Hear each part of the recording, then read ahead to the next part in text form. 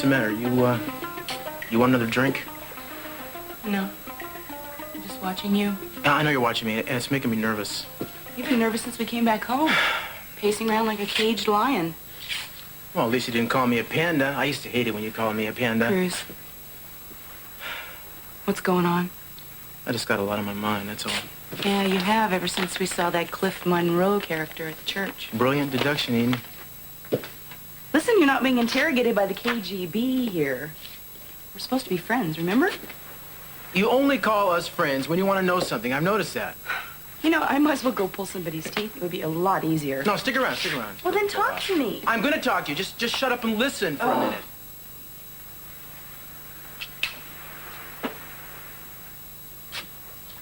Cliff is a police sergeant.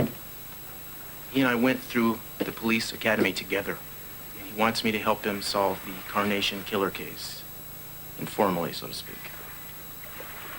You were going to be a policeman? There was a time when I wanted that more than anything in the world. Well, why?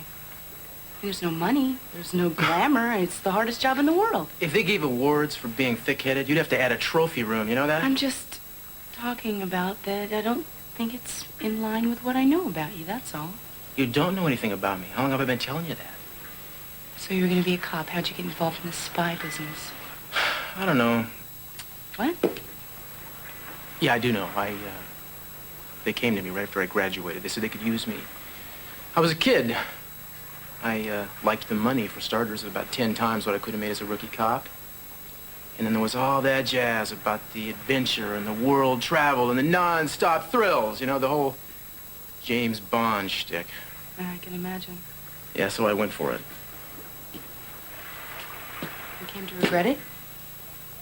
Well, it was every bit as wild as they said it would be. Maybe even more so. But there have been times when I felt it wasn't right for me. And I've been faking it. And then I'm always fantasizing about how fine it would feel just to be pounding a beat somewhere, you know? What about all that business with Red Adair and putting out oil rig fires? No, that was just a cover so I could travel without questions. Thought you knew that. No. Yeah. What about your job with Daddy? Was that just another assignment? No, that was legit. I had something else going, but it washed out. I'm glad it did. And then my next assignment, too, it's lousy. You amaze me. Oh, I do? How's that? You want to be a cop? Well, I don't know if I do or not. That's why I'm talking to you now. Well, you wouldn't have to give up the other thing, would you? Sure I would. Being a cop is a full-time job. There's nothing more full-time at all than being a cop. I'd have to kiss the whole James Bond deal goodbye, you know? But wouldn't it be worth it? And if you caught the killer? I'm sure Cliff and the police department can do fine without Cruz Castillo. I'm not vain enough to think they need me to solve it. Monroe wouldn't have talked to you if he didn't think you could help. Yeah, maybe. I just don't know if it's worth it.